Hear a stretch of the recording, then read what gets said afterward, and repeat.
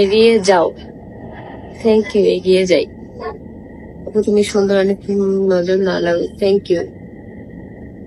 দীপাকে তুমি দেখেছো? না, আমি দীপাকে সরাসরি দেখিনি। আপু আমার নামটা নাও। মাসরুরা। ইয়ে করে ডাকামো।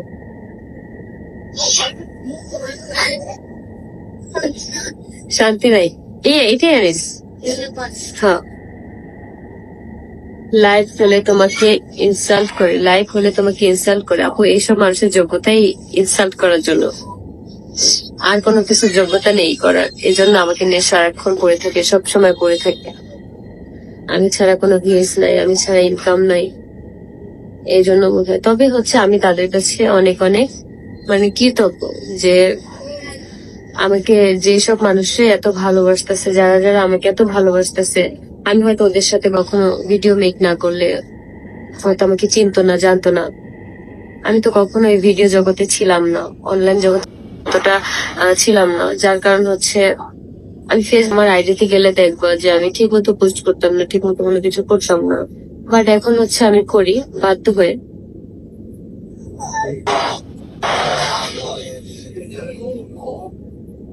বেবি কি দেখাও আপু? বেবি হচ্ছে এখন খাচ্ছে, আর বেবি হচ্ছে একদম খালি গায়ে। আজকে যে পরিমাণ গরম, ওকে ড্রেস পরাইতে পারতেছি না আপু।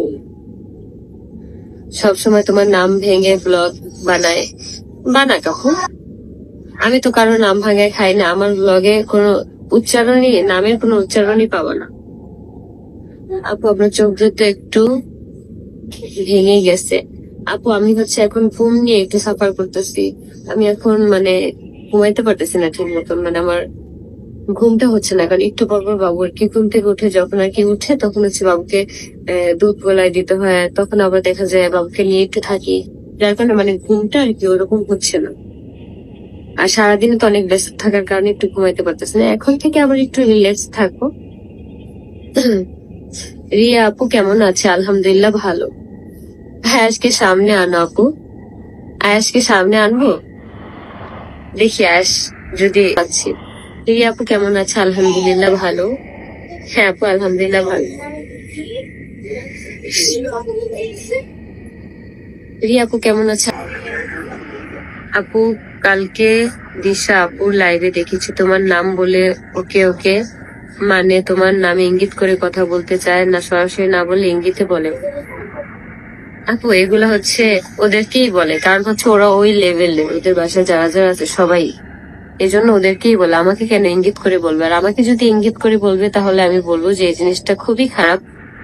আমি বলবো যে আমার নাম না ভাঙা যেন খায়, আমাকে ইঙ্গিত করে যেন কোনো কিছু না বলে। কারণ আমি যদি একবার বলা শুরু করি তখন কিন্তু আর মুখ লুকানোর জায়গা পাবে না। কারণ এখন পর্যন্ত অনেক কিছুই বলি নেই, মৌ আরিফও এই জন্য চুপ করে আছে। আপু তোমাকে দেখলেই বোঝা যায় তুমি রাতে একটা শান্তির ঘুম দিয়ে দাও। হ্যাঁ আপু আমি এখন ঘুমাই, কিন্তু হচ্ছে যে ঘুমটা ভাঙা ভাঙা হয় না। আমি আসলে কি, আমার ছোটবেলা থেকে আমি ভাঙা ভাঙা ঘুমাইতে পারি না। আসসালামু আলাইকুম আপু। ওয়ালাইকুম আসসালাম। তুমি আমার নামটা নাও। কেমন আছো? রাজকন্যা হাই। আপু কেমন আছেন? আলহামদুলিল্লাহ ভালো। তুমি এত ভালো, থ্যাংক ইউ। আপু আমি শুধু সাবান নিব, প্রাইস কত? বাবার বাসায় তো বাবু এসিতে থাকতো, ওর বাবার কি জিজ্ঞেস করে না তার ছেলে কষ্ট হয় কিনা? একদিন ফোন দিয়ে জিজ্ঞেসই করে না যে দেখতে চাই বা কোনো কিছু? হ্যাঁ, বা বাচ্চার গরম লাগে না কি লাগে তা আবার দেখবে। আমি দোয়া করি যেন এরকম বাবা কোনো সন্তানকে না দেখ আল্লাহ, আর এরকম হাজবেন্ডের জন্য কোনো ওয়াইফকে না দেখ। তবে আল্লাহর বিচার আছে, আল্লাহ আস্তে আস্তে বিচার করবে। কে যেন একটা পোস্ট দিছিল যে কি যেন, যে প্রকৃতি একবার প্রতিশোধ নিলে সেটা নাকি দেখার মতন না। তো প্রকৃতি কাদের কাদের প্রতিশোধ নিতেছে সেটা তো মানুষই এখন দেখতেছে। আমিও কারোর নাম নিব না এখন থেকে। আমাকে যেভাবে ইঙ্গিত করে করে কথা বলা হয়, আমি এভাবে এখন থেকে ইঙ্গিত করে করে কথা বলবো। আমাকে নিয়ে কথা বলবো আর আমি একদমই কোনো কিছু বলবো না, এটা কখনোই হয় না। কেমন আছো আপু? আলহামদুলিল্লাহ ভালো। তোমার ড্রেস আপ গুলা কি পাঠাইছে? না আপু, ঈদের পরে পাঠানোর কথা ছিল, এখনো পর্যন্ত আমার কোনো ধরনের কোনো ড্রেস আপ পাঠায়নি।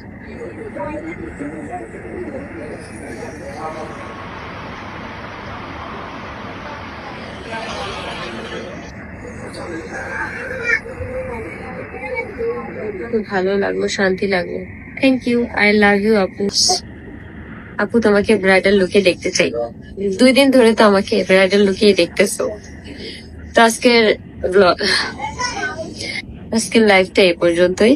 সবাই ভালো থাকো। আর অবশ্যই অবশ্যই অবশ্যই নিজের স্কিনের প্রতি যত্ন নিবা, নিজের স্কিনের কেয়ার করবা। সুন্দরী না হলে ভাই কারো কাছে দাম নেই, বুঝছো? এতদিন আর কি বুঝলাম, মানে এত পানি এত কিছু আর কি হওয়ার পরে, এত মানে কিছু ফেস করার পর যে জিনিসটা কি বুঝলাম, মানুষের কাছে হচ্ছে একটা মানুষের সৌন্দর্যেরই অনেক দাম। সৌন্দর্য মানে সুন্দর ছাড়া নাকি কোনো মানুষের কোনো দাম নেই। আমি জানি না আদৌ এটা কার কার কাছে কেমন, বাট আমার কাছে মনে হয় একটা মানুষ ন্যাচারাল ভাবে যে সৌন্দর্যটা আর কি থাকে, তাকে মনে হয় না ওই ভূতের মতো সাজলে ওই সৌন্দর্যটা পাওয়া যায়, বা তাকে দেখে ওই মানে শান্তিটা লাগে। তোমার গোল্ড কোথায়? আমার গোল্ড হচ্ছে ওই বাসায় বন্ধক দেওয়া। আমি আমার কোনো ধরনের কোনো গোল্ড নিয়ে আসিনি। ড্রেসগুলোর মধ্যে নাকি টি-শার্ট ড্রেসও দিছিল, সেই জন্য ওগুলো রেখে পরে দিবে। জানি না আপু, আমাকে কোনো ধরনের কোনো ড্রেস আপ পাঠানো হয়নি, কিন্তু দেখলাম যে পাঠানোর আগে ভিডিও বানানো হয়ে গেছে, ভিডিও থেকে ডলার ইনকাম করা হয়ে গেছে, আপলোড দেওয়া হয়ে গেছে যে কালকেই পাঠাবে, অথচ আমার ড্রেস গুলো আমি হাতেই পেলাম না। আমার কথা কি, যদি না পাঠায় না পাঠায়, আমি তো বলিনি যে আমার ড্রেস গুলো পাঠাতে। ঘিউ ব্যবসা কেন করে? ঘিউ ব্যবসা করে তো কোনো লাভ নেই। এগুলো হচ্ছে ছোট লোক, লোক দেখানো ছোট লোক। যাই হোক, আজকের লাইফটা এই পর্যন্তই। সবাই সুস্থ থাকো, ভালো থাকো। আর কি 5টা মিনিট থাকবো লাইভে, দেখি তো কতক্ষণ হয়েছে। তোমরা কমেন্ট করবা। যাই হোক, তোমরা অলওয়েজ ভালো, তুমি অনেক ভালো থাকো। থ্যাংক ইউ আপু, থ্যাংক ইউ। বডি কিছু ইউজ করেন? হ্যাঁ আপু, আমি বডিতে হচ্ছে কিছু ইউজ করব। আমি হচ্ছে মানে বললাম না যে আমি স্কিন কেয়ার প্রোডাক্টের উপর ওইরকম আমার বিশ্বাস বাস্তা নাই, তো এই জন্য হচ্ছে আমি অল্প অল্প করে প্রোডাক্ট অর্ডার দিচ্ছি, যাতে করে আমার বিশ্বাস আস্থা দুইটাই আর কি আস্তে আস্তে হয়। এই যে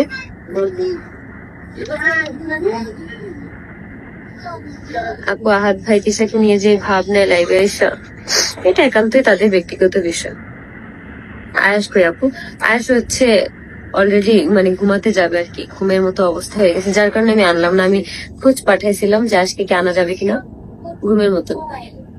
তোমার নামে যে ফ্ল্যাট বুকিং দিছিল ওটার ব্যাপারে কিছু বলো। না আপু, ওটা কথাই ছিল যে ফ্ল্যাট বুকিং দিবে, তিশার যে ফ্ল্যাটটা বুকিং দিবে সেটা হচ্ছে ওর আম্মুকে দিবে, আর আমার যে ফ্ল্যাটটা দিবে সেটা ওই আজ পর্যন্ত ফ্ল্যাট বুকিং কেন কোনো কিছুই করা হয়নি, জাস্ট ওইটা আর কি ভিডিওতেই দেখানো হয়েছিল।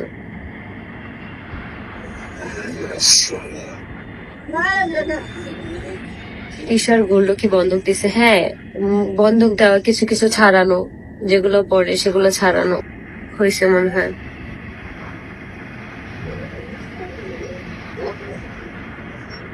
আপু তোমাকে ব্রাইডাল মেকওভার দেখতে চাই। থ্যাংক ইউ আপু, আমি অবশ্যই চেষ্টা করব তোমাদের ওর মতো।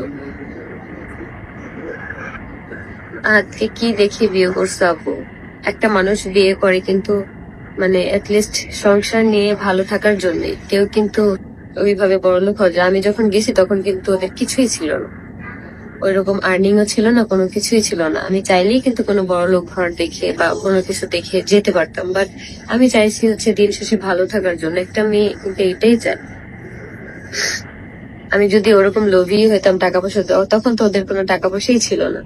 এমন অবস্থা হয়েছে, আমরা মনে করো সারাদিন না খেয়ে থাকছি, রাতে রান্না করছি, বাজার ছিল না বাসায়। আমার যদি এত লোভী থাকতো আমি ওই সময় চলে আসতাম, বাট সেই সময়টি আমরা মানে আমি এত কষ্ট করে পার করছি। আমি একা বলবো না, ওইখানে ওরা দুইজনও ছিল, ওই সময় আসেনি। এবার দিন দিন হচ্ছে আর মানে থাকার মতো মানে আমি হচ্ছে মানায় নিতে পারতেছিলাম, যার কারণে আমি চলে আসতাম। এমন সময় গেছে আমরা দিনের পর দিন আলু ভর্তা, আলু ভাজি, ডাল এগুলো খেয়েও দিন কাটাইছি। তখন তো ওদের টাকা ছিল না। আমি যদি টাকা দেখিয়ে যাইতাম, অবশ্যই দেখে যাইতাম যে ওদের কত টাকা মান্থলি ইনকাম, কি কি করতেছে, সবকিছু দেখিয়ে যাইতাম।